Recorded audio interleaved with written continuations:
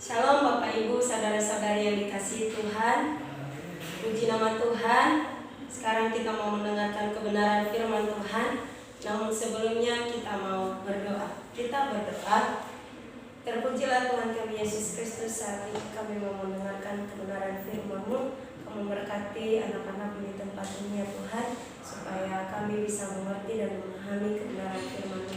Tuhan berkati hamba-Mu yang menyampaikan kebenaran firman-Mu. Ialah apa yang disampaikan berasal daripada Engkau. Dalam nama Yesus kami berdoa dan mengucap syukur. Haleluya. Amin. Bapak Ibu, saudara-saudari, mari kita membuka Alkitab dari 1 Yohanes 2 ayat, sekali lagi 1 Yohanes 3 ayat 18 dan pasal 4 ayat 6. Saya membacakannya untuk kita semua. 1 Yohanes 3 ayat 18, demikianlah firman Tuhan. Anak-anakku, marilah kita mengasihi bukan dengan perkataan atau dengan lidah, tetapi dengan perbuatan dan dalam kebenaran. Pasal 4 ayat 6, demikianlah firman Tuhan. Kami berasal dari Allah, barang siapa mengenal Allah, ia mendengarkan kami. Barang siapa tidak berasal dari Allah, ia tidak mendengarkan kami. Itulah tandanya roh kebenaran dan roh yang menyesatkan. Demikianlah pembacaan firman Tuhan pada hari ini. Berbahagialah kita yang mendengarkan dan mendengarkannya untuk kita saat ini. Saya memberikan tema yaitu keberanian mendekat dan meminta kepada Allah. Sekali lagi, keberanian mendekat dan meminta kepada Allah. Kalau kita adalah anak-anak Allah, apa yang kita lakukan untuk memberikan keberanian terhadap Allah dan mempertahankan iman kita di hadapan Allah ketika perbuatan kita yang benar menghasilkan keselamatan yang akan diberikan oleh Tuhan kepada kita. Jadi tahu Tuhan benar-benar ada di dalam hidup kita. Kenapa? Karena kita bisa melakukan hal yang benar di hadapan Allah. Dalam 1 Yohanes 3 ayat 23 mengatakan, sebab jika kita dituduh oleh hati nurani kita, maka Allah adalah lebih besar daripada hati kita, serta mengetahui segala sesuatu. Dalam 1 Yohanes 3 ayat 18, kasih itu bukan kata-kata yang indah begitu saja, namun kasih itu memiliki kebenaran di dalamnya. Kadang ada orang yang mengasihi tetapi mengasihi secara salah. Prinsip yang penting dalam melakukan kasih tidak terlepas dari kebenaran yang kita miliki di dalam Tuhan Yesus Kristus. Kalau ini ada dalam hidup kita, maka di dalam 1 Yohanes 3 ayat 19 mengatakan, kita tahu bahwa kita berasal dari kebenaran. Kita akan memiliki keyakinan di hadapan Allah. Jadi meskipun kita sudah diselamatkan, pasti ada momen-momen di mana kita bisa meragukan keselamatan itu. Di sisi lain, ada orang yang tidak diselamatkan, tetapi mereka melakukan hal-hal yang baik. Mereka menganggap diri mereka cukup dan layak untuk diselamatkan. Mereka membohongi diri sendiri dengan meyakinkan diri mereka sendiri bahwa mereka akan diselamatkan. Tetapi sahabat Bapak, Ibu, saudara-saudari yang dikasihi Tuhan, walaupun kita melakukan kasih terhadap sesama kita, tetapi kalau kita tidak percaya kepada Tuhan Yesus dan kita tidak mengakui Allah di dalam hidup kita, maka kasih yang kita berikan pun itu akan sia-sia. Banyak orang yang hidup menurut hati nurani, padahal hati nurani itu juga sudah jatuh. Hati nurani mereka telah jatuh di dalam dosa. Ketika hati nurani menuduh kita, maka Allah lebih besar daripada hati nurani kita tersebut. Di dalam pembahasan kita pada hari ini, saya memberikan 2 poin yang harus kita renungkan dalam diri kita masing-masing, yaitu 1, hati nurani bukan standar yang mutlak atau benar. Terlebih dahulu kita mengetahui apa itu hati nurani. Hati nurani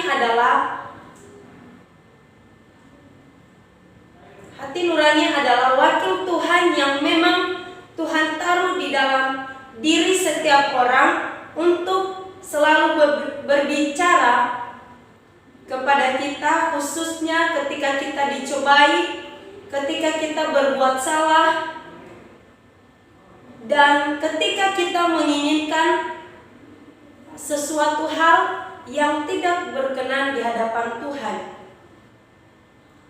Kadang hati nurani kita gelisah. Kalau yang masih sekolah, contohnya yang masih kuliah, pernah mengalami hal-hal yang mencobai hati mereka, contohnya dalam menyontek. Pasti di dalam situasi itu, ketika seseorang atau anak kuliah, anak sekolah menyontek, pasti ada teguran dari hati mereka atau hati nurani mereka, bahwa apa yang mereka lakukan itu salah. Tuhan memiliki standar yang tepat untuk mengetahui pikiran kita. Tuhan mengetahui segala apapun yang kita pikirkan dan kita perbuat. Bagaimana mungkin kita lolos dari penghakiman Tuhan kalau hati nurani kita terus ada rasa gelisah, ada rasa takut karena terus-terus melakukan perbuatan yang jahat di hadapan Tuhan. Maka supaya hati nurani kita tidak gelisah dan kita tidak berbuat dosa, contohnya anak sekolah tadi harus belajar dengan sungguh-sungguh supaya ketika di saat ujian tidak jatuh ke dalam dosa. Percayalah kepada Tuhan Yesus Kristus yang mampu menolong kita di setiap kesulitan dan di setiap apapun yang terjadi dalam hidup kita. Poin yang kedua, bagaimana kita menguji roh dari Tuhan dan roh yang bukan dari Tuhan. Mari kita merenungkan dalam hati kita bahwa roh dari Allah mengaku Yesus Kristus yang telah datang ke dalam dunia. Nah, kalau kita melihat juga sejak awal gereja mula-mula sudah menghadapi banyak ajaran-ajaran yang salah. Ada satu ajaran yang mengatakan Yesus tidak benar-benar tidak mengakui kemanusiaan Yesus. Namun, kita sebagai orang-orang yang percaya kepada Tuhan Yesus, mari kita melihat kehidupan murid-murid Tuhan Yesus. Ketika mereka masih belum mengetahui kebangkitan Yesus, maka mereka masih ada keraguan dalam diri mereka. Tapi ketika mereka melihat dengan mata sendiri bahwa Allah itu telah datang ke dunia menjadi manusia dan mati di atas kayu salib dan dikuburkan, dan pada hari yang ketiga bangkit dari antara orang mati dengan mata mereka sendiri, Maka dengan keberanian mereka melakukan hal yang diinginkan Tuhan, yaitu mengabarkan keselamatan yang sudah diberikan oleh Tuhan Yesus kepada seluruh dunia. Dan sampai sekarang kita telah menerimanya. Kalau tidak ada penebusan, mengapa kita mesti percaya kepada Yesus yang sudah mati di atas kayu salib? Nah, Alkitab katakan Yesus Kristus telah datang sebagai manusia, berarti mengasumsikan sebelumnya dia sudah ada sebelum dia menjadi manusia, yaitu dia Allah itu sendiri. Dan ada sebuah cerita yang saya akan berikan kepada saudara-saudari supaya kita mengetahui bagaimana seseorang itu sudah ada di dalam Kristus atau tidak. Suatu ketika ada kendaraan yang di dalam kendaraannya itu, di mobilnya itu ada stiker senyum. Kemudian orang tersebut, ketika orang tersebut jalan dan satu mobil yang melaju di depannya, sehingga pengemudi yang ada stiker ini terhenti dan hampir-hampir mobilnya kena celaka. Dan kemudian dia turun dari mobil itu, kemudian dia marah kepada mobil yang melaju di depannya tanpa ada rasa senyum. Nah, kalau kita melihat saudara-saudari, di mobilnya tadi, di mobilnya itu dia melengketkan stiker, dia mengatakan tersenyumlah, Yesus memberkatimu. Tapi ketika dia ada dalam posisi yang seperti yang saya jelaskan tadi, dia marah dan tidak melakukan hal yang dia lengketkan itu, yaitu tersenyum, Yesus memberkatimu.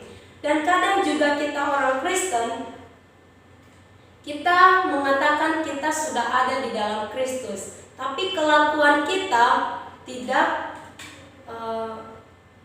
sesuai dengan apa yang diinginkan oleh Tuhan.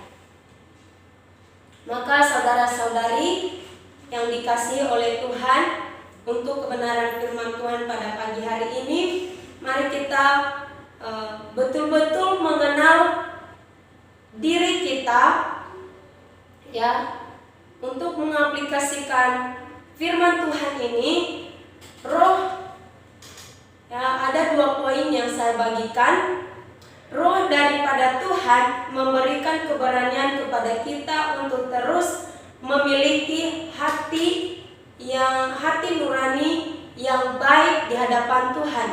Kemudian yang kedua, Tuhan Yesus Kristus adalah kekuatan bagi hidup kita dalam melakukan segala sesuatu yang mengarah pada pelayanan kita. Jadi mari kita terus merenungkan firman Tuhan ini dalam diri kita masing-masing. Untuk itu mari kita bersatu dalam doa. Bapa dalam kerajaan surga, kami telah selesai merenungkan kebenaran firman-Mu. Biarlah firman-Mu ini menjadi kekuatan dalam hidup kami, dalam menjalani setiap kehidupan kami, untuk terus melakukan kebenaran di hadapan Tuhan. Ajarlah kami terus ya Tuhan, supaya kami terus ada di dalam hadirat-Mu. Dalam nama Yesus kami berdoa dan mengucap syukur. Haleluya. Amin.